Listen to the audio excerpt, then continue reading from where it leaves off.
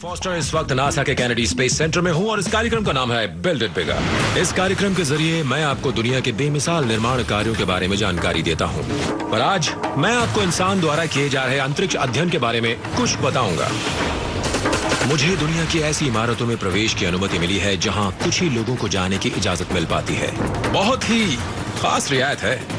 Space shuttle अपनी आखिरी उड़ानों में से एक के लिए तैयार किया जा रहा है।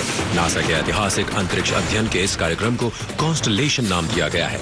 मैं उन इंजीनियरों से मिलूंगा जो अमेरिकी अंतरिक्ष कार्यक्रम को फिर से शुरू करने जा रहे हैं। एक बार फिर चांद पर उतरने की योजना है। फिर वहां से 5 करोड़ 60 लाख किलोमीटर दूर लाल ग्रह पर जाने का इरादा बनाया गया है, यानी मंगल पर। मतलब यह है कि इंसान सबसे ज्यादा बेरहम परिवेश से जूझने को अब तैयार है, यानी कि अंतरिक्ष से।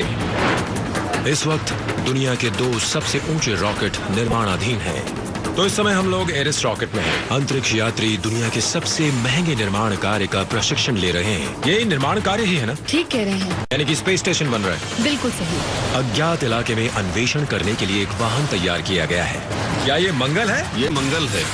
क्या उन्हें इस काम में कामयाबी मिलेगी? जैसा सोचा था वैसे ही काम किया है। एक नई दुनिया की खोजबीन करने का सपना एक हकीकत बनता जा रहा है। तैयारी पूरी है। इग्निशन किया जा चुका है। यान चल दिया। सुबह के 7 बजे हैं। आप देख सकते हैं कैनेडी स्पेस सेंटर नासा में सूरज का उदय हो रहा है और जिसे मैं देखने जा रहा हूं वो दुनिया की सबसे जटिल मशीन कहलाती है। उस हैंगर में स्पेस शटल है। नासा में काम न करने वाला कोई इंसान इससे ज्यादा पास नहीं जा सकता है और वो एंडेवर है। इसे इसके आखिरी 3 अभियानों में से एक के लिए तैयार किया जा रहा है। सिर्फ 2 महीने बाद इसे अंतरिक्ष में भेजा जाना है। एंडेवर का रुख ऊपर किए जाने का वक्त आ गया है। 37 मीटर लंबे 91 टन वजनी इस यान को सिर्फ एक ही इमारत में खड़ा किया जा सकता है। मेरे पीछे देखिए, स्पेस शटल एंडेवर जिस इमारत में जा रहा है वो इस ग्रह की सबसे ऊंची इमारत है, व्हीकल असेंबली बिल्डिंग। प्रक्षेपण की जगह ले जाए जाने से पहले VAB यान का आखिरी पड़ाव है, इसलिए यहाँ बहुत ही कम लोगों को जाने की अनुमति दी जाती है। नासा के एक उच्च पदाधिकारी जो शटल के प्रक्षेपण का निर्देशन करते हैं मुझे यहाँ के बारे में बता रहे हैं। बहुत ही खास रियायत है। ये तो हम जानते हैं कि जो लोग नासा में काम नहीं करते वो स्पेस शटल के पास फटक भी नहीं सकते हैं। ये बहुत ही खूबसूरत मशीन है, वाकई बहुत ही शानदार मशीन है। देखिए मेरे सामने ही है एंडेवर। मुझे उम्मीद नहीं थी कि मैं ऐसा महसूस करूंगा। स्पेस शटल के इतना पास आ जाने से ही शरीर में सिहरन सी हो रही है। ये बहुत ही आलीशान मशीन है, बहुत ही शानदार। दर्जनों बार उड़ान भर चुकी है, फिर भी मुझे तो बिल्कुल नई सी ही नजर आती है। पिछले 28 वर्षों के दौरान शटल कार्यक्रम के अंतर्गत 100 से भी ज्यादा सफल अभियान किए जा चुके हैं। एक ग्लाइडर की तरह बनाए गए ये यान पृथ्वी की परिक्रमा करने के लिए बनाए गए थे। ऐसे मौके बहुत ही कम आते हैं जब इन्हें पृथ्वी से 560 किलोमीटर से ज्यादा ऊपर जाना पड़े और यही बात इन्हें सोचने के लिए मजबूर कर रही है। नासा अंतरिक्ष में सीमा से 1 लाख गुना ज्यादा दूर जाने की योजना बना रहा है। बरसों बाद वैज्ञानिक अंतरिक्ष अनुसंधान की एक महत्वाकांक्षी योजना बना रहे हैं और नाम दिया है कॉन्स्टलेशन। नए रॉकेट विकसित किए जा रहे हैं, नए प्रक्षेपण स्थल बनाए जा रहे हैं। ये सभी काम इस साहसिक अभियान को सफल बनाने के लिए किए जा रहे हैं। चांद पर एक स्थायी आधार शिविर बनाना चाहते हैं, मंगल ग्रह पर इंसान पहुंचाना चाहते हैं। अंतरिक्ष में नई दुनिया की तलाश की 20 वर्षीय योजना वाकई महत्वाकांक्षी है। 230 अरब डॉलर खर्च करने का प्रावधान है, पर सबसे बड़ी चुनौती तो नए अंतरिक्ष यान डिजाइन करने की है, जो पिछले 40 वर्षों में नहीं किया गया है। ये काम करने के लिए इंजीनियरों को अतीत का सहारा लेना पड़ रहा है। नासा के अंतरिक्ष यान 2 डिजाइनों में बनाए जाते हैं, कुछ शटल हैं और कुछ रॉकेट। ये सैटर्न 5 रॉकेट है, अब तक का बनाया गया सबसे लंबा रॉकेट। लंबाई है 111 मीटर। इस रॉकेट के डिजाइन की खासियत है कि अंतरिक्ष यात्री रॉकेट के सबसे ऊपर के हिस्से में होते हैं। प्रक्षेपण के दौरान वो ईंधन और बूस्टर से दूर होते हैं, जीवन को खतरा नहीं होता। लेकिन इस प्रणाली की अपनी समस्याएं हैं। कैप्सूल को छोड़ तकरीबन पूरा ही रॉकेट प्रक्षेपण के दौरान नष्ट हो जाता है। आज जो व्यवस्था है उसे मिली जुली शटल प्रणाली कहते हैं। एक ऑर्बिटर यान होता है 2 बड़े बूस्टर रॉकेट होते हैं और एक विशाल ईंधन का टैंक होता है जो बाहर लगा होता है। इस डिजाइन की खासियत है कि शटल अंतरिक्ष में अपना अभियान पूरा करने के बाद सकुशल पृथ्वी पर लौट आता है और उसका इस्तेमाल फिर से किया जा सकता है। इस व्यवस्था में भी समस्या है। प्रक्षेपण के दौरान अंतरिक्ष यात्री यान के जिस इलाके में होते हैं वो ईंधन के भंडार और बूस्टर रॉकेटों के पास होता है। अंतरिक्ष यात्री ज्यादा खतरे में रहते हैं। कॉन्स्टलेशन कार्यक्रम के तहत नासा के वैज्ञानिक अंतरिक्ष यान के डिजाइन में दूसरा महत्वपूर्ण बदलाव ला रहे हैं। पुराने रॉकेट कार्यक्रम की तरह ही अंतरिक्ष यात्री यान में ऊपर की ओर पूरी सुरक्षा में रहेंगे। रॉकेट को इस प्रकार बनाया जा रहा है कि उसका बार बार उपयोग किया जा सके। इस साहसिक कदम के तहत अब तक के 2 सबसे बड़े रॉकेट बनाए जा रहे हैं। एरीज 1 की ऊंचाई 98 मीटर है। ये स्टैच्यू ऑफ लिबर्टी से भी ज्यादा ऊंचा है। इसका प्रक्षेपण पहले किया जाएगा। इसमें बैठाकर 4 अंतरिक्ष यात्री अंतरिक्ष में भेजे जाएंगे। एरीज 5 की ऊंचाई 116 मीटर है और वजन 3600 टन से भी ज्यादा। ये अब तक का बनाया गया सबसे भारी रॉकेट है। इसका प्रक्षेपण बाद में किया जाएगा। माल, सामान और रसद इस पर लदे होंगे। अंतरिक्ष में दोनों यान मिलेंगे, फिर एक साथ आगे जाएंगे। इस नए अंतरिक्ष कार्यक्रम के तहत विकसित किए जा रहे रॉकेटों के पहले नमूने इस समय VAB में बनाए जा रहे हैं। पहला प्रोटोटाइप एरीज 1X सिर्फ 4 महीने बाद ही प्रक्षेपित किया जाएगा। एक बात जानना चाहता हूं, जो यान यहां बनाया जा रहा है उसमें बैठकर कोई इंसान ऊपर नहीं जाएगा। ये तो बस एक विशाल मॉडल रॉकेट है। ये सच है, इसे एक मॉडल भी कहा जा सकता है। हमने इसमें करीब 800 सेंसर लगाए हैं। उड़ान के दौरान कंपन के बारे में, हवा के प्रवाह के बारे में, तापमान में आने वाले परिवर्तन का अध्ययन किया जाएगा। इस जानकारी का इस्तेमाल एरीज 1 की उड़ान को ज्यादा सुरक्षित बनाने के लिए किया जाएगा। एरीज की असली उड़ान के पूर्वानुमान के लिए परीक्षण रॉकेट को भेजा जा रहा है। बाहरी आकार बिल्कुल वैसा ही है, पर अंदर सामान न होने की वजह से वजन उतना नहीं है। इसका आकार तो असली उड़ान के जैसा ही होना चाहिए, पर वजन का क्या होगा? वजन को बराबर कैसे बनाया जाएगा? सिम्युलेटर के ऊपरी चरणों को स्टील से बनाया जा रहा है। तो क्या आप स्टील से बना रॉकेट उड़ाने वाले हैं? जी हाँ। असली रॉकेट किस चीज का बना होगा? बीच का चरण ज्यादातर एल्यूमिनियम लिथियम का बना होता है। मोटाई भी कोक कैन जितनी ही होती है। यानी कोक कैन की मोटाई वाले एल्यूमिनियम की जगह इसमें 13 मिलीमीटर की स्टील की प्लेटें लगाई जा रही हैं। हाँ, तकरीबन। असली रॉकेट तो बहुत हल्का होना चाहिए, तभी तो ज्यादा सामान ऊपर भेज पाएंगे। और यहाँ आप इसका ठीक उल्टा कर रहे हैं। जब सभी 6 हिस्सों को जोड़ दिया जाएगा तो रॉकेट की लंबाई 100 मीटर पहुंच जाएगी। इस वक्त हम इसके ऊपरी हिस्से में हैं।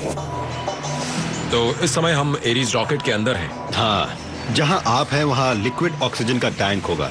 क्योंकि इस प्रोटोटाइप के टैंक खाली रखे जाने हैं, इसमें कोई ईंधन नहीं रखा जाएगा। उसके बजाय आंकड़े जमा करने के लिए 800 सेंसर लगाए जाएंगे। वैसे काफी जानकारी तो कंप्यूटर मॉडल बनाकर भी हासिल की जा सकती है। विंड टनल बनाकर उसमें परीक्षण कर सकते हैं, लेकिन इतने बड़े आकार का रॉकेट पहले कभी उड़ाया नहीं गया है। मॉडल तो आप जितना चाहे बनाकर उड़ा लें, लेकिन परेशानियां समझनी है तो असली रॉकेट उड़ाकर देखना पड़ेगा। समय का चक्र पीछे जा रहा है। नासा की शुरुआत भी तो कुछ इसी तरह से हुई थी। हाँ, चांद पर भेजा जाने वाला रॉकेट फिर से बनाया जा रहा है। देखें तो चांद पर दोबारा जाने की तैयारी हो रही है। करीब 40 साल पहले इंसान आखिरी बार चांद पर चला था। तब भी इंसान बिना दबाव वाली खुली गाड़ी में था। आइए चलते हैं। ऑक्सीजन सिर्फ 7 घंटे के लिए पर्याप्त थी। किसी एक दिशा में ज्यादा से ज्यादा 8 किलोमीटर जाना संभव था। इस बार लक्ष्य बहुत बड़ा है। चांद की सतह पर हजारों किलोमीटर चलना चाहते हैं। वहां कुछ महीने बिताना चाहते हैं।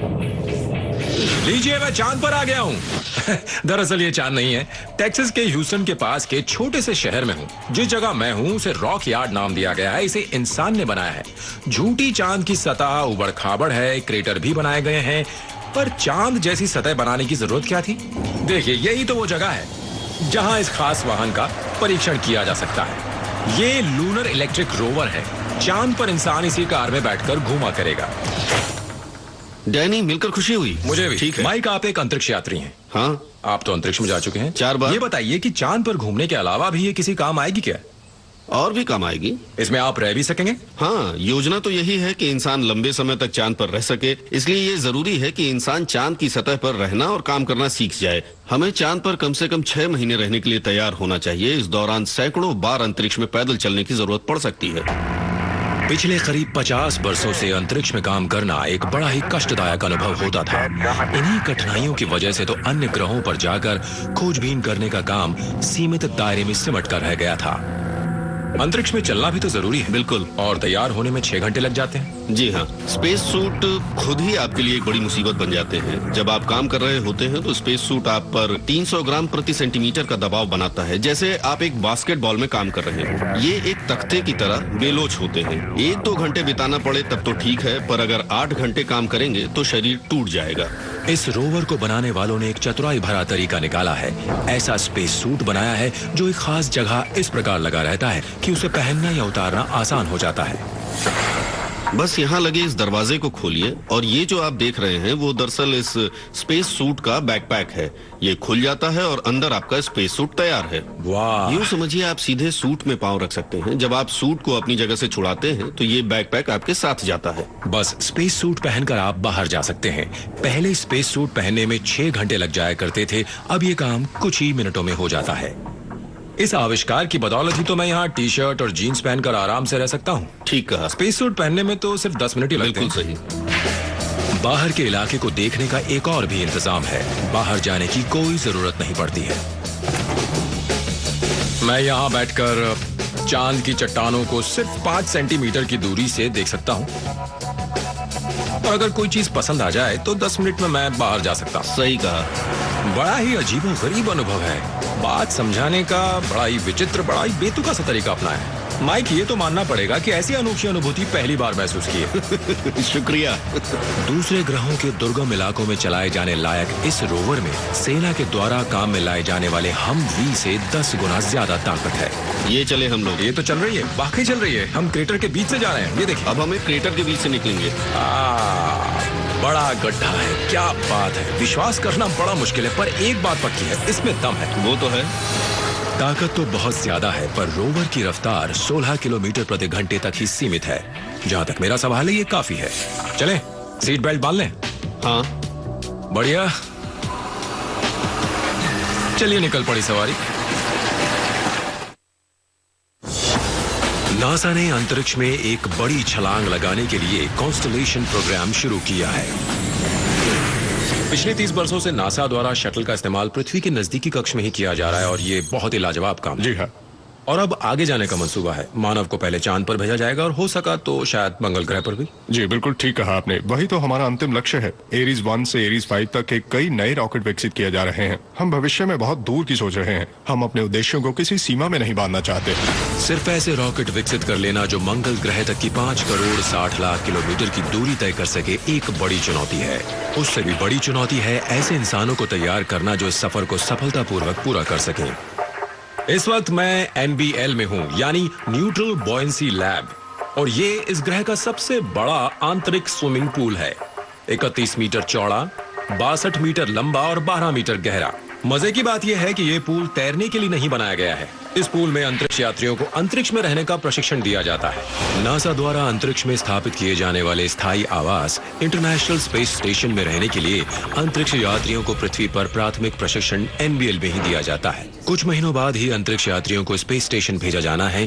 प्रशिक्षण आखिरी दौर में है। जब आप स्पेस स्टेशन पर होते हैं तो क्या गुरुत्वाकर्षण का असर नहीं के बराबर होता है? बिल्कुल ऐसा ही अनुभव होता है, बस ये गोताखोर और पानी वहाँ नहीं होते। NBL के पूल में ऑक्सीजन की मात्रा कम मिल पाने के कारण बाह्य अंतरिक्ष जैसा शून्य पैदा हो जाता है। पूल में अंदर जाने वाले अंतरिक्ष यात्रियों के लिए स्पेस सूट पहनना अनिवार्य है।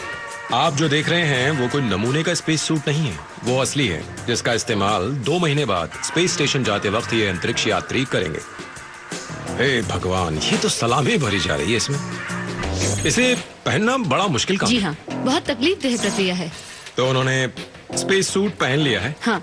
कैसा महसूस कर रहे होंगे वो? इस वक्त तो वो बड़े मजे में हैं। लग तो नहीं रहा कि वो मजे में है। ऐसे मजे तो मैं पहली बार देख रहा हूँ। उन्हें क्रेन से उठाकर पूल में ले जाया जा रहा है। बहुत ही मुश्किल हालात हैं। अंतरिक्ष में जाकर स्पेस स्टेशन पर काम करने के लिए किए जाने वाले प्रशिक्षण का आखिरी चरण चल रहा है।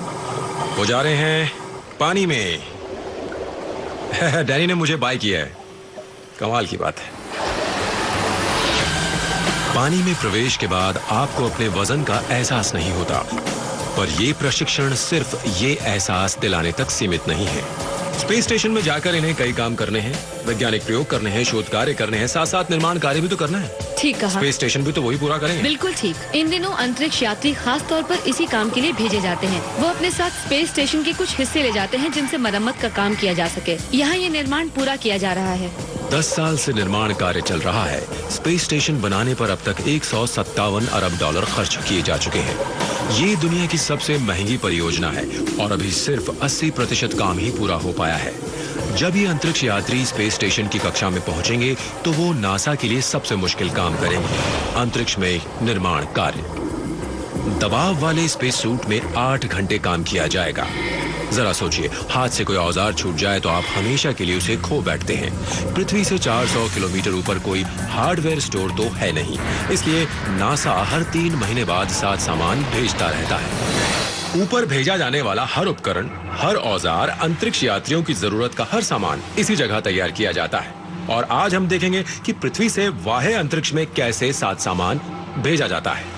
स्पेस स्टेशन का वातावरण नियंत्रित है, सील किया हुआ है। जो भी कूड़ा करकट वहां पहुंच जाएगा हमेशा वहीं स्पेस स्टेशन में रहेगा। इसीलिए तो हमने ये साफ सुथरे बॉडी सूट पहने हैं। जिस चीज में ये माल असबाब भेजा जाएगा उसे स्पेस स्टेशन जाने वाली मालगाड़ी कह सकते हैं। ये MPLM है, यानी मल्टीपर्पस लॉजिस्टिक मॉड्यूल। तो अंदर से ये इकाई ऐसी दिखती है जी हाँ। जो कि अंतरिक्ष में जाएगी। हाँ सही है। ये तो मानना पड़ेगा इसमें बहुत जगह है। क्या हम अंदर जा सकते हैं? क्यों नहीं। कई बार जब मैं सामान भेजता हूँ, ऐसा सामान जो टूट सकता है जैसे कांच का सामान, तो लिखता हूँ कि सावधानी से उठाइए, जी हाँ। और वो हमेशा टूट जाता है। हमसे पैक कराया कीजिए। ठीक कह रहे हैं। नाजुक साथ सामान की देखभाल आप लोगों से ज्यादा बेहतर तरीके से कोई नहीं कर सकता, ये बात तो माननी ही पड़ेगी। बिल्कुल, ये भी सही है। साथ सामान को कठिन हालात से गुजरना पड़ता है। बात सच है, पृथ्वी पर किसी और सामान को इतना मुश्किल सफर तय नहीं करना पड़ता है। प्रक्षेपण के दौरान उत्पन्न होने वाली शॉक वेव्स 188 डेसिबल तक नापी गई हैं। इतने तेज धमाके से अंतरिक्ष यान तक फट सकता है। उसके बाद उड़ान शुरू होती है। तकरीबन 8.5 मिनट में रफ्तार 27,000 किलोमीटर प्रति घंटा से भी ज्यादा हो जाती है। इस कठिन सफर को पूरा करने के बाद यान अंतरिक्ष के बेरहम परिवेश में प्रवेश करता है। अंतरिक्ष। केन, एक बात बताइए, जब ये इकाई स्पेस स्टेशन से जुड़ जाएगी तो ये बाहरी हिस्सा बाह्य अंतरिक्ष में होता है? जी हाँ, अंतरिक्ष बड़ी बेरहम जगह है। कक्ष में ध्वस्त यानों का मलबा घूमता रहता है। बहुत सी छोटी बड़ी चीजें वहाँ घूमती रहती हैं। इन सभी चीजों से यान को बचाना जरूरी है। सामान लेकर जाने वाली ये इकाई पृथ्वी से 400 किलोमीटर ऊपर चक्कर लगा रहे स्पेस स्टेशन से जाकर जुड़ती है। सूक्ष्म आकार के पत्थर, धातु की उल्काएं और अंतरिक्ष में बिखरा मलबा यान से टकराता रहता है। ये वस्तुएं 32,000 किलोमीटर प्रति घंटा से भी ज्यादा तेज रफ्तार से आकर टकराती हैं। ये निशान भी तो किसी ऐसी ही टक्कर का नतीजा है। अच्छी खासी चोट खाई है इस इकाई ने। मजे की बात यह है कि इतना नुकसान तो रेत के कण के टकराने भर से हो गया है। जी हाँ, यही चीजें तो हमें याद दिलाती रहती हैं कि अंतरिक्ष कितना बेरहम है। किसी भी बात को अनदेखा नहीं किया जा सकता। स्पेस स्टेशन का जीवन बड़ा ही मुश्किल होता है। रात भर चैन से सो पाना भी नसीब नहीं होता। सोते हुए अंतरिक्ष यात्री को रोके रखने का काम करने वाला गुरुत्वाकर्षण बल यहाँ नदारद है। इंजीनियरों ने सोने के लिए कक्ष बनाया है। आयतन सिर्फ 1.6 घन मीटर है। एक शावर स्टॉल के बराबर इस जगह को रहने की जगह कहा जाता है। इसे अंतरिक्ष में भेजने से पहले आज इसकी सफाई की जा रही है। चिप, एक बात बताइए, मेरे तो सिर्फ बाल ढकने की टोपी लगाई गई, पर आपने तो अच्छा खासा नकाब पहन रखा है। अगर आप दाढ़ी मूछ रखते हैं तो ये जरूरी हो जाता है कि उन्हें ढका जाए, इसलिए ये नकाब पहनना पड़ता है। आप कहना चाहते हैं कि मूछ का एक गिरा हुआ बाल भी स्पेस शटल भेजे जाने वाले उपकरणों को दूषित कर सकता है? सही कहा। चिप, मेरी आंखों को तो यहाँ इसके ऊपर कोई गंदगी नजर नहीं आ रही है। मैं तो कहूंगा ये तो अच्छा खासा साफ है। ये तेज लाइट जलाकर देखते हैं, पता चलेगा कि वहाँ क्या क्या मौजूद है। क्या बात, देखा आपने क्या क्या नजर आने वाला है?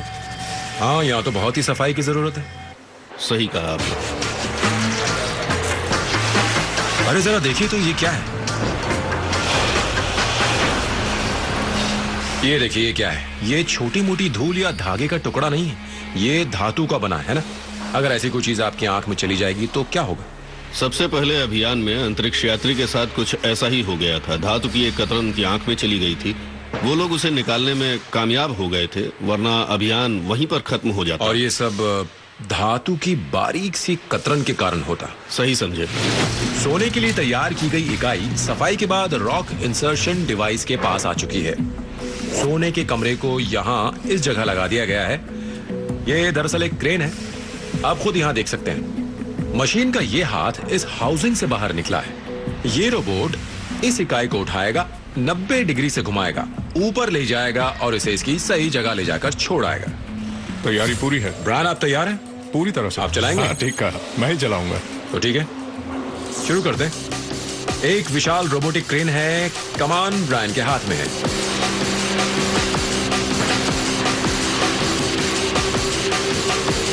ब्रायन, ये रफ्तार ठीक है? जी हाँ, ये हाई है। ये हाई स्पीड हाई है। स्लो है। High slow. और अब ये लो स्लो है। सीट बेल्ट बांध लीजिए। नासा का सारा काम इसी रफ्तार से होता है। इसी बात को थोड़ा तेज रफ्तार से दिखाता हूं।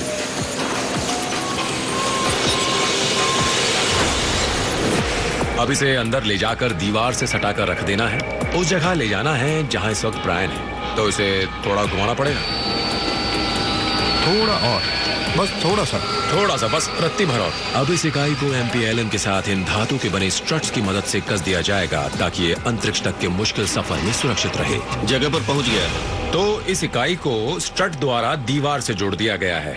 जी हाँ। क्या नासा का एक बहुत पुराना सपना है, वो मानव को मंगल ग्रह पर उतारना चाहते हैं। सपना पूरा करने का प्रयत्न शुरू हो गया है। इस सफर के पहले पड़ाव की तरह मानव को चांद पर उतारा जाएगा। इस योजना को सही परिप्रेक्ष्य में देखना जरूरी है। चांद हमारी पृथ्वी से सिर्फ 3,86,000 किलोमीटर दूर है। एक रॉकेट को चांद तक पहुंचने में 3 या 4 दिन लगेंगे। अब इस बात पर ध्यान दीजिए कि मंगल ग्रह पृथ्वी से 5,60,00,000 किलोमीटर की दूरी पर है। 4 दिन का सफर 9 महीने में बदल जाएगा। दूरी बहुत ज्यादा है, मुश्किल चुनौती है। इसके अलावा भी एक और बात है, आपका लक्ष्य भी स्थिर नहीं है। पृथ्वी और मंगल अपनी अपनी कक्षा में सूरज का चक्कर लगा रहे हैं और दोनों की रफ्तार भी अलग है। नासा को अपना रॉकेट वहां नहीं भेजना है जहां मंगल आज है। रॉकेट को उस जगह पहुंचना चाहिए जहां मंगल 9 महीने बाद होगा। और यही रॉकेट विज्ञान कहलाता है। वैज्ञानिक शक्तिशाली रॉकेट बनाने का काम कर रहे हैं। कुछ इंजीनियर यान का सबसे महत्वपूर्ण हिस्सा ओरायन क्रू कैप्सूल बना रहे हैं। मंगल ग्रह तक जाने और लौटने के खतरनाक सफर के दौरान वो इसी 20 घन मीटर के कैप्सूल में रहेंगे। यही वो अपना काम भी करेंगे। यान के इस हिस्से को कार्बन फाइबर और एल्यूमिनियम से बनाया जाएगा। कार्बन फाइबर बहुत महंगा मिलता है, इसलिए कुछ सस्ता विकल्प जरूरी है। यान के आकार की, गोलाई की, घुमाव की जांच की जाती है। इसके लिए पुराना तरीका अपनाया गया है। क्या आप मुझे बताएंगे कि आप लोग क्या डिजाइन कर रहे हैं? यहाँ फोम, गोंद और ब्लेड नजर आ रहे हैं। स्कूल के दिनों में हम इन्हीं से मॉडल बनाया करते थे। जी हाँ, ये लोग फोम के टुकड़ों को सही आकार दे रहे हैं। जो टुकड़ा काटा जा रहा है उसे यहाँ इस मॉडल में लगाया जाना है। फोम भी बड़े काम की चीज है। दरअसल आप इन खिड़कियों का सही डिजाइन बनाने की कोशिश कर रहे हैं। इन खिड़कियों को यहाँ इस यान में लगाया जाना है। जी हाँ। दूसरे यान से जुड़ने के वक्त अंतरिक्ष यात्री इन्हीं खिड़कियों से बाहर झांकते हैं, इसलिए कोई रुकावट उनके सामने नहीं होनी चाहिए। जैसा मैं समझ रहा हूँ, अंतरिक्ष यात्रियों को तो बड़ा मजा आएगा। हाँ, बिल्कुल। हाँ, और वो बड़ी खिड़कियाँ चाहते हैं। जितना बड़ा कांच हो उतना ही अच्छा। हर चीज साफ देखना चाहते हैं। जी हाँ। तो इसमें परेशानी क्या है? परेशानी इस बात की है कि कांच धातु की तुलना में बहुत भारी होता है। जितना ज्यादा कांच होगा उतना यान का वजन बढ़ेगा, और प्रक्षेपण और वापसी के वक्त ये वजन ही तो एक बड़ी समस्या बन जाता है। तो आपका काम है कि वो ज्यादा से ज्यादा देख पाएं और यान का वजन हल्का बना रहे। जी हाँ। आप जो फोम का टुकड़ा काट रहे हैं उसे खिड़की के ठीक बाहर इस जगह लगाया जाना है। समझ गया। दरअसल ये तो लाइन पर काटिए। लाइन पर काटो। हाँ हाँ। क्या ये स्वचालित तरीके से नहीं किया जा सकता? कंप्यूटर की मदद लेने से क्या बेहतर काम हो सकता है? हाँ, पर महंगा पड़ता है। ब्लेड का इस्तेमाल करने से काम काफी सस्ते में हो जाता है। तकनीक उपलब्ध है, नासा के पास बजट की कमी नहीं है, पर ये सस्ता सीधा काम है, जल्दी हो जाता है। तो क्या कुछ लगाकर देखें? ठीक है। आपने तो पूरे आकार का नमूना बनाया है। असली कैप्सूल भी तो ऐसा ही दिखने वाला है। जी हाँ। इस टुकड़े को दरअसल इस जगह लगाया जाना है। सवाल यह है कि क्या इस दीवार की मोटाई वाकई अंदर बैठे चालक के देखने में कोई रुकावट खड़ी करेगी या नहीं? ठीक है, ठीक है। हम यहाँ खुद आ गए हैं और मैं देखने की कोशिश कर रहा हूं कि यान को चलाते हुए क्या मैं उस स्पेस स्टेशन से जोड़ पाऊंगा। क्या कहते हैं, कैसा दिख रहा है? इस वक्त तो सिर्फ इतना कह सकता हूँ कि खिड़की से बहुत कुछ दिखाई देता है। काफी कुछ देख पा रहा हूँ, फिर भी ठीक से बता नहीं पाऊंगा। पता नहीं अंतरिक्ष में वहाँ क्या दिखाई देगा। कोई फैसला नहीं किया जा सकता। हाँ, मुश्किलें आ सकती हैं। और प्रयोग करने पड़ेंगे। हाँ, करने तो पड़ेंगे। अच्छा, तो आपने एक और पूरे आकार का मॉडल जांच के लिए बना रखा है? जी हाँ। इस बार यहाँ असली स्क्रीन लगाए गए हैं, यान चलाने की स्टिक्स भी असली हैं। तो इस तरह से आखिरी फैसला लिया जाता है। यहाँ पता चलेगा कि वो टुकड़ा जो खिड़की के पास लगाया था वो देखने में रुकावट बन रहा है या नहीं। खुद देख लीजिए। ठीक है, सीट बेल्ट बांध ली है, यान मेरी कमान में है, उड़ान शुरू हो चुकी है। वो देखिए, हमने कैनेडी स्पेस सेंटर छोड़ दिया है, अब हम पृथ्वी छोड़ रहे हैं। हम बाह्य अंतरिक्ष में आ गए हैं। जरा वहां देखिए, पृथ्वी है और वो ब्रुकलिन है, वहीं तो मैं रहता हूँ। ये कोई ऐसा वैसा सिमुलेशन नहीं है। खिड़की का आकार सही है, दीवार की मोटाई सही है, ये कांच इसी तरह इस्तेमाल किया जाएगा। अंतरिक्ष यात्रियों को यही नजारा देखने को मिलेगा। इस सिमुलेटर की मदद से उन मुश्किलों का पता चलेगा जो ओरायन कैप्सूल के स्पेस स्टेशन से जुड़ते वक्त सामने आएंगी। इस वक्त हम इंटरनेशनल स्पेस स्टेशन के सामने पहुंच गए हैं, लेकिन यान जोड़ने का काम तो मुझे अपनी आंखों के भरोसे ही करना पड़ेगा।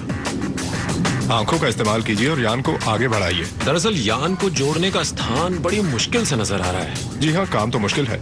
और अब आप वो टुकड़ा देख सकते हैं जिसे दरअसल आप ही ने काटा था। क्या वो देखने में रुकावट पैदा कर रहा है? थोड़ी रुकावट तो है ना? यान सही दिशा में जा रहा है? तकरीबन एक सीध में है, बस 3 मीटर की दूरी है। बस पहुंच गए। बस 1.5 मीटर और। बस पहुंच गए। जी हाँ, पहुंच गए। आखिर हम पहुंच गए हैं, जुड़ गए हैं। अब सवाल यह है कि क्या वहां जुड़ते समय इस खिड़की पर लगाए गए उस टुकड़े की वजह से देखने में रुकावट आई या नहीं? आप बताइए। मुझे भी नहीं पता।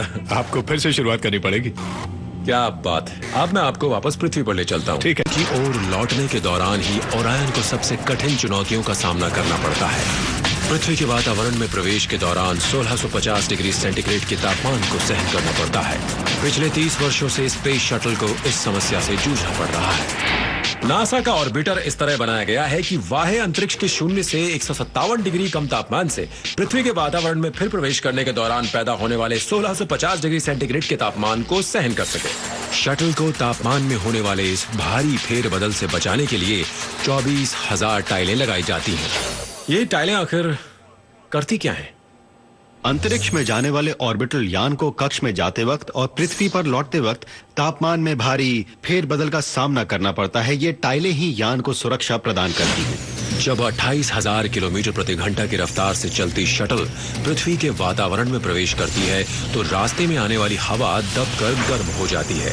यान का तापमान 1650 डिग्री तक पहुंच जाता है, जो धातु से बने यान को पिघलाने के लिए काफी होता है। यान को पिघलने से बचाने के लिए विशिष्ट मिश्रित संरचना वाली ये टाइलें एक विशाल थर्मल शील्ड का काम करती हैं। देखने में उस क्लिनिक्स जैसा दिखता है जो वॉशिंग मशीन से गुजर कर आया है। वास्तव में ये बहुत कांच है जिसके कण 1 से 3 माइक्रोन के हैं। बहुत ऊंचे तापमान पर इसे गर्म किए जाने पर यह सख्त हो जाता है। देखने में ये बहुत कुछ स्टायरोफोम जैसा दिखता है, पर यह बहुत ज्यादा तापमान सहन करने की क्षमता रखता है। वैसे देखा जाए तो ये घर की दीवारों में लगाया जाने वाला सख्त इंसुलेशन ही है। फर्क बस इतना है कि इसकी क्वालिटी बहुत ही बेहतर है। जी हाँ, बिल्कुल सही कह रहे हैं। आपके घर में लगाए जाने वाले इंसुलेशन की तरह ही ये टाइलें भी सिलिका फाइबर से बनाई जाती हैं, जो ऊष्मा को बड़ी ही धीमी गति से संचारित करती हैं। इंसान के बाल से 25 गुना कम व्यास वाले इसके रेशों से ऊष्मा पार नहीं जा पाती। टाइल में यहाँ वहाँ फैल कर रह जाती है।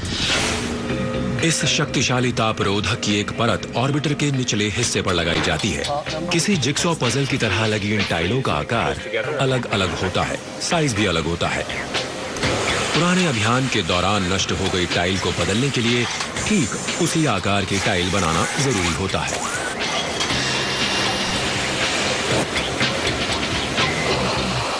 तो क्या एक बड़े गुटके को तराश कर उस टाइल का सही आकार प्रकार देना पड़ता है? बिल्कुल सही। अब इस नई टाइल का क्या किया जाएगा? इसे यहाँ से ले जाकर इस पर बोरोसिलिक 8 ग्लास कोटिंग की जाएगी। सिरेमिक पेंट की 13 परतें चढ़ाई जाती हैं, जो फोम की टाइल को सील कर देती हैं और नुकसान से बचाती हैं। अब मैं इसे यहाँ रख रहा हूँ।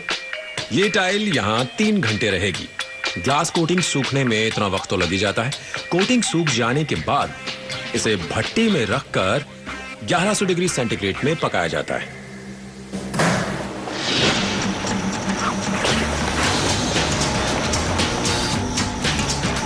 चलिए, तो हम इसे अंदर रख देते हैं और इन्हें जिन पर ग्लास कोटिंग हो चुकी है बाहर निकाल लेते हैं। सावधानी से कोटिंग बचाना। सावधानी। जिस इंसान ने आंद्रे द जायंट के ग्लव्स पहन रखे हो वो क्या सावधानी बरतेगा और क्या किसी को बचाएगा?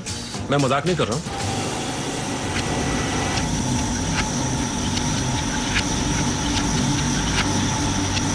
ये लीजिए, यहाँ पहुंचा दिया। अब इसे यहाँ 95 मिनट तक पकाया जाएगा। जब तक इस टाइल का गर्म होना चलेगा हम इन्हें बाहर निकाल लेते हैं। बहुत ज्यादा गर्म है भाई, मेरा तो मुंह झुलस गया। गिरना मत, गिरना मत। बहुत ज्यादा गर्म है। देखो कैसे चमक रही हैं, दोनों लाल सुर्ख दिख रही हैं। क्या ये जला सकते हैं? अंदर का तापमान कितना होगा? करीब 1200 डिग्री सेंटीग्रेड।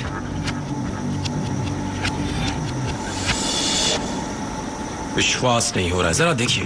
अंदर का तापमान 1100 डिग्री सेंटीग्रेड से ज्यादा है और अभी हाल ही में ओवन से निकाला है और मैं इसे हाथ में पकड़ सकता हूँ। मेरे कहने का मतलब है कि इसीलिए तो ऑर्बिटर वो काम कर पाता है जिसे करने के लिए उसे बनाया गया है। जो गर्मी सतह पर लगी टाइलों को झेलनी पड़ती है वो यान में सवार लोगों तक नहीं पहुंच पाती है। गर्मी सहन करने की अपार क्षमता है इन टाइलों में, पर इन्हें हाथ से चूर चूर किया जा सकता है। अगर टाइलों को कोई नुकसान हो जाए तो ऑर्बिटर को लौटते समय खतरों से जूझना पड़ेगा। ये लीजिए, असली टाइल है ये, शटल में लगाए जाने के लिए तैयार है। बड़ी सावधानी पूर्वक इसे काटा, तराशा, रंगा और पकाया गया है। जांचने परखने के बाद इस पर मार्का भी लगा दिया है। ये लगाए जाने के लिए तैयार है। और इस टाइल का अगला पड़ाव है बाहरी अंतरिक्ष। नासा का स्पेस शटल कार्यक्रम आधिकारिक तौर पर 2010 से काम करना बंद कर देगा। नया एरीज रॉकेट कार्यक्रम 2015 के पहले तैयार नहीं हो पाएगा। मतलब ये हुआ कि बीच के करीब 5 साल तक नासा अपने अंतरिक्ष यात्रियों को जरूरी साथ सामान को स्पेस स्टेशन तक नहीं भेज पाएगा। ये एक बड़ी समस्या है, पर शायद इसका समाधान भी मिल गया है। कैनेडी स्पेस सेंटर से सिर्फ 5 किलोमीटर की दूरी पर स्थित एक निजी कंपनी स्पेस एक्स नासा की मदद को आगे आई है। वो अपने रॉकेटों से स्पेस स्टेशन तक साथ सामान पहुंचाएंगे। जरूरत पड़ने पर वो अंतरिक्ष यात्रियों को भी ले जा सकते हैं। तो आप ऐसी पहली निजी कंपनी बन जाएंगे जो नासा के अंतरिक्ष यात्रियों के लिए साजो सामान लाने ले जाने का काम करेगी। ठीक कहा। अगर वो आपके रॉकेटों का इस्तेमाल न करें तो उन्हें रूस से मदद लेनी पड़ेगी। जी हाँ, लेकिन वो तो आज एक बड़ा ही महंगा सौदा होगा। सोयूज रॉकेटों के जरिए नासा के अंतरिक्ष यात्रियों को स्पेस स्टेशन तक ले जाने के लिए रूस $5 करोड़ मांग रहा है, लेकिन स्पेसएक्स ये काम इससे आधे दाम पर करने का दावा करती है, काम करने के कुशल तरीकों और सीधे साधे लॉन्च पैड का इस्तेमाल करके। देखिए ब्रायन, मैं नासा होके आया हूँ। आपका लॉन्च पैड उनके लॉन्च पैड जैसा नहीं दिखता है। बिल्कुल सही है, हम अपने इस तरीके को क्लीन पैड कहते हैं। यहाँ नासा जैसा बड़ा लॉन्च टावर नहीं है, गोल घुमाई जा सकने वाली वो इमारत, उसमें मौजूद रहने वाला तामझाम, यहाँ तो कुछ भी नहीं है। ये तो खाली पैड नजर आ रहा है। क्या पूरी तैयारी हैंगर में ही की जाती है? कुछ घंटों में सब तैयारी हो जाती है और बस रॉकेट को उड़ा देते हैं। यानी कह सकते हैं कि काम करने का सस्ता और सुंदर तरीका है। शर्तिया तौर पर सस्ता और सुंदर है। प्रक्षेपण से पहले सबसे महत्वपूर्ण काम जो स्पेसएक्स को करना होता है वो है रॉकेट में ईंधन भरने का। ऐसे इंतजाम किए गए हैं कि 1 घंटे में ये काम पूरा हो जाता है। मेरे पीछे आप उस गोल लॉक्स टैंक को देख सकते हैं। बहुत ठंडी तरल ऑक्सीजन उसमें रखी जाती है। रॉकेट को शक्ति देने वाला ये एक महत्वपूर्ण घटक है। स्पेसएक्स वाले दावा करते हैं कि वो सिर्फ 30 मिनट में रॉकेट में ईंधन भर सकते हैं। ऐसा करने के लिए हर मिनट 7200 लीटर तरल ऑक्सीजन यहाँ से लॉन्च पैड तक पहुंचानी होगी। पंप तक बिजली एक बहुत बड़े केबल के जरिए पहुंचाई जाती है। बदकिस्मती से ये केबल सही जगह पर नहीं लगा है। तरल ऑक्सीजन के टैंक से रॉकेट तक ईंधन पंप करने के लिए बिजली जिस सब स्टेशन से आती है वो लॉन्चिंग पैड के उस ओर है। ये केबल प्रक्षेपण के दौरान रॉकेट से निकलने वाली उन लपटों के ठीक नीचे स्थित है जिनका तापमान 1100 डिग्री सेंटीग्रेड से ज्यादा होता है। केबल को बचाने के लिए उसे जमीन में दफन करना जरूरी है। लॉक्स टैंक से लॉन्च पैड तक की दूरी बहुत ज्यादा है। केबल बहुत भारी है। एक जगह से दूसरी जगह तक खींच कर ले जाना उसे व्यावहारिक नहीं है। जी हाँ, काट दिया है। काट कर बीच में जोड़ लगाएंगे। एकदम सही।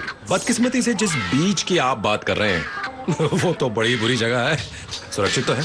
जी हाँ, पूरी तरह सुरक्षित है। मेरे पास अपना खुद का ऑक्सीजन मीटर है। मैं उस गड्ढे में जहरीली गैसों की मौजूदगी और ऑक्सीजन की उपलब्धता की जांच करता रहता हूँ। बढ़िया। तो हमारे पास अपना खुद का ऑक्सीजन मास्क है। क्या ये छोटी सी चीज इतना कुछ कर सकती है? ठीक है, आप आगे जाइए। बताइए ब्रायन, क्या हम सुरक्षित हैं? सब ठीक है। अच्छा ब्रायन, जरा अपना मीटर देखिए, कैसा लग रहा है? बहुत अच्छा, 20.9। और आप कितनी है? ठीक उतने ही। अच्छी बात है, तो मैं भी नीचे आता हूँ ब्रायन। हे भगवान, ये तो मैट्रिक्स फिल्म का कोई सीन लग रहा है। सीढ़ी ऊपर लो। तो ब्रायन, हमें इन तारों ने घेर लिया है। ये तो सब बिजली के तार हैं। जी हाँ।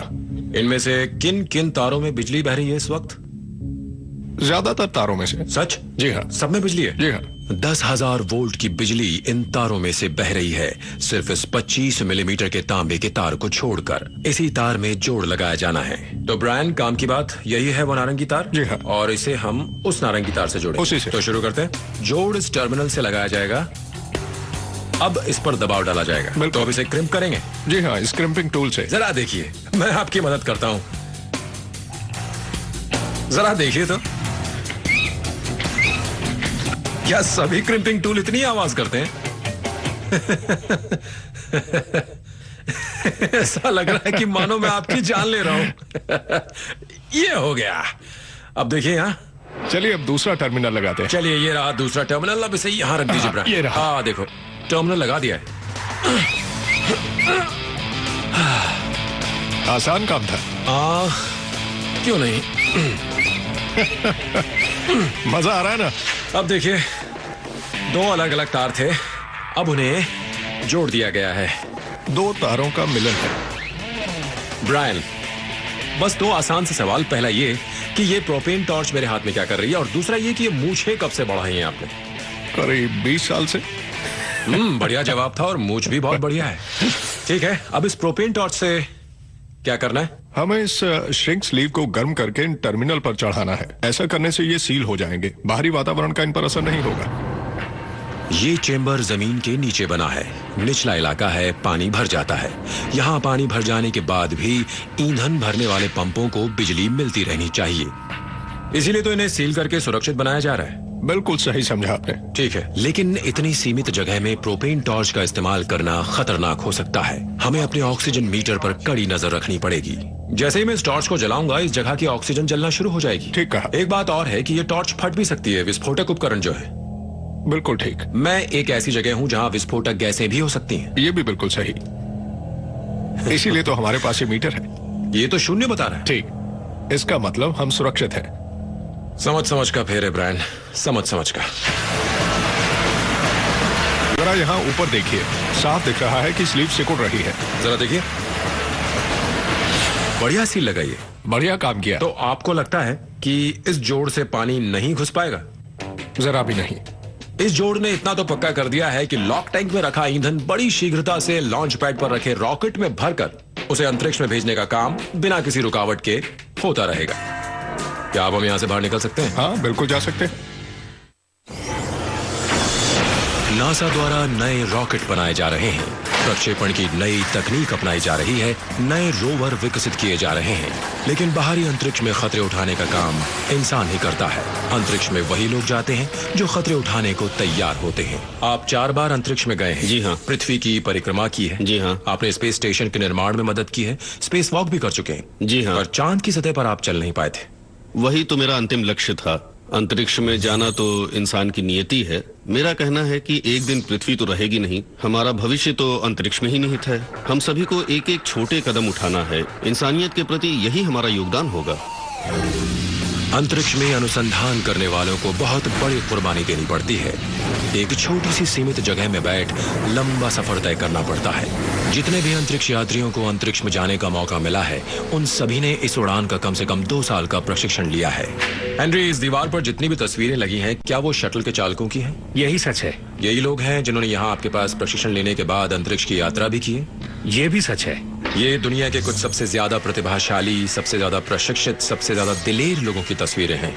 हाँ, ये लोग सर्वश्रेष्ठ हैं। सच यह है कि अंतरिक्ष यात्री बनने के लिए तकरीबन हर कोई आवेदन दे सकता है। ये भी सच है कि कामयाबी सिर्फ आधा फीसदी लोगों को ही मिल पाती है।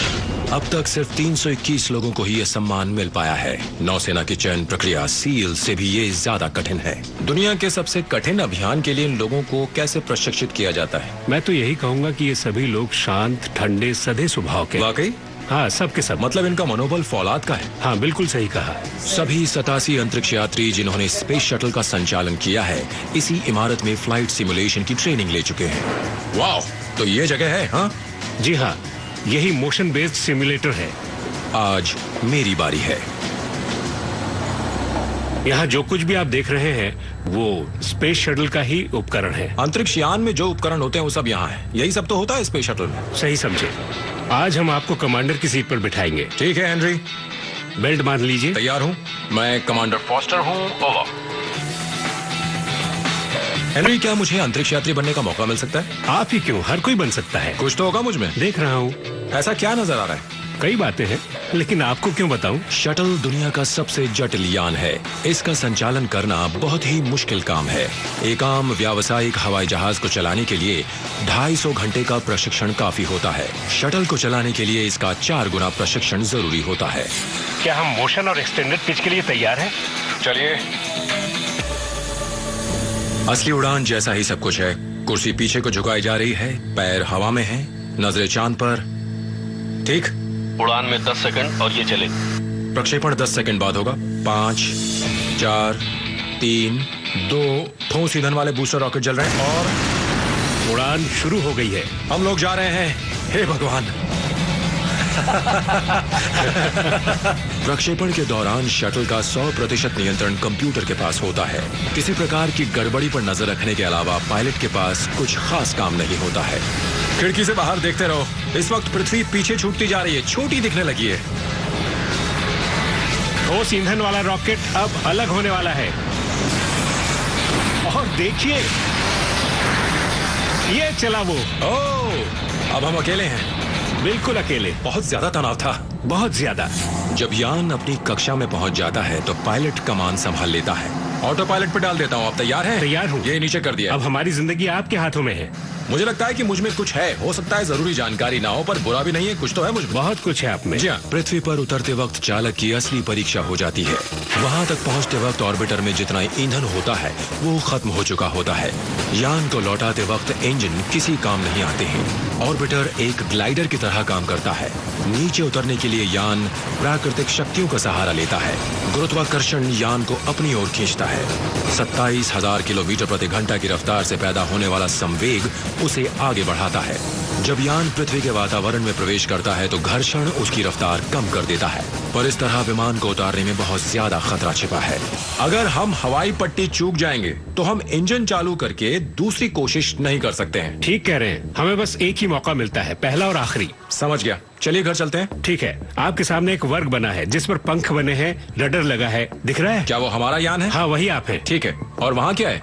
उस हीरे को यान निर्देशक कहते हैं। क्या मुझे बस इतना करना है कि वो हीरा इस चौखाने के बीच में बना रहे? सही समझे। अपने चौखाने को उस हीरे की ओर ले जाइए। वो हीरा आपको सीधा कैनेडी स्पेस सेंटर ले जाएगा। 1 मिनट रुकिए। अरे ये तो मेरे हाथ से जा रहा है। मेरा हीरा मुझसे दूर होता जा रहा है। हीरे को खोने मत दीजिए। मैं खो रहा हूँ हीरे के उसे। साथ रहिए। बहुत अच्छा कर रहे हैं। हाँ, रनवे मेरे सामने है। दूर है पर रनवे नजर आ रहा है। शाबाश, बहुत अच्छे। ठीक है, आ गया, आ गया। रुकिए। आ गया। अब उसे खोइएगा हाँ, मत। बस पहुंच गए। बस नीचे आने रनवे दीजिए। सामने ही है। थोड़ा और- खींचिए, बहुत थोड़ा सा खींचिए। ये लैंड हो गए। हम नीचे आ गए हैं। ठीक कह रहे हैं। उफ, बहुत बढ़िया काम किया है। कैसा लग रहा था? बढ़िया काम था। सच? अप्लाई तो कर ही सकते हैं। बहुत ही शानदार अनुभव था। 1 साल से भी कम समय के अंदर अंतरिक्ष यात्रियों की अगली पीढ़ी का प्रशिक्षण शुरू हो जाएगा। उन्हें चांद पर और मंगल ग्रह पर भेजना है। नासा के लिए ये एक नया अध्याय होगा। इंसान अपना अगला बड़ा कदम उठाने जा रहा है। यही तो असली अन्वेषण का काम है। सच कह रहे हैं। अनजान के बारे में जानना तो इंसानी फितरत है। हम पूरी जिंदगी यही तो करते रहते हैं और नासा तो अनुसंधान के लिए ही बना है। ये रॉकेट तो हमें आगे ले जाने का एक जरिया है। हम तो अपने हौसले की बदौलत जहाँ चाहें पहुँच सकते हैं। एरीज रॉकेट की मदद से ये लोग ऐसा कुछ करना चाहते हैं जो आपने वैज्ञानिक कहानियों में ही पढ़ा है। यहाँ इस लॉन्च पैड पर काम करने वाले इंजीनियर, आर्किटेक्ट, डिजाइनर और बिल्डर को तो सफल होना ही है। ये इंसान को न सिर्फ चांद पर